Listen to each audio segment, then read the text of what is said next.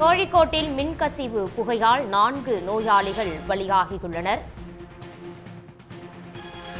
கோழிக்கோடு மருத்துவக் கல்லூரியில் மின்கசிவால் புகை வெளியேறி இதில் 4 நோயாளிகள் உயிரிழந்துள்ளனர்.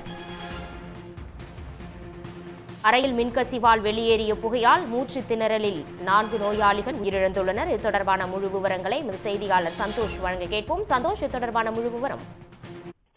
கோழிக்கோடு மெடிக்கல் காலேஜ், அதாவது மருத்துவக் கல்லூரி மருத்துவமனையில தான் இந்த விபத்தானது ஏற்பட்டிருக்கிறது. நேற்று இரவு 7:30 மணிக்கு மேல யூபிஎஸ் பொருத்தப்பட்டிருந்த அறையிலிருந்து ஒரு வெடிச்சத்தமும் அதன் பிறகு ஏற்பட்ட அந்த ஒரு புகை மூட்டமும் தான் இந்த விபத்துக்கான ஒரு காரணமாக இருக்கிறது.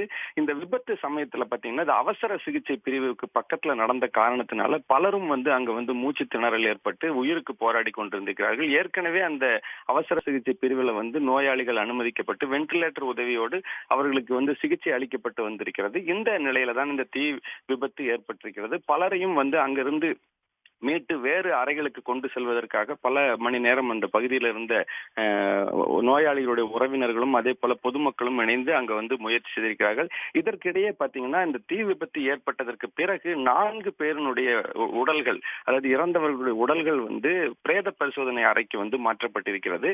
இந்த தீ விபத்தில் இவர்கள் இறந்திருக்கலாம் என்று உறவினர்கள் தெரிவித்த நிலையில தான், அதாவது மருத்துவக் கல்லூரி மருத்துவமனை நிர்வாகம் என்ன சொல்லியிருக்குன்னா, இந்த தீ விபத்துக்கு முன்னாடியே இவர்கள் இறந்திருக்கிறார்கள், தீ விபத்து பிறகு இவர்கள் இறக்கவில்லை என்ற ஒரு கருத்தையும் தெரிவித்திருக்கிறார்கள்.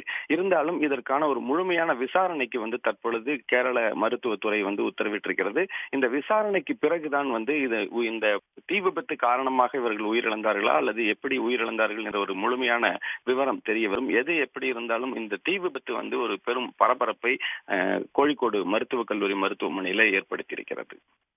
உடனுக்குடன் செய்திகளை தெரிந்து கொள்ள சன் நியூஸ் பெல் ஐகானை கிளிக் பண்ணுங்க.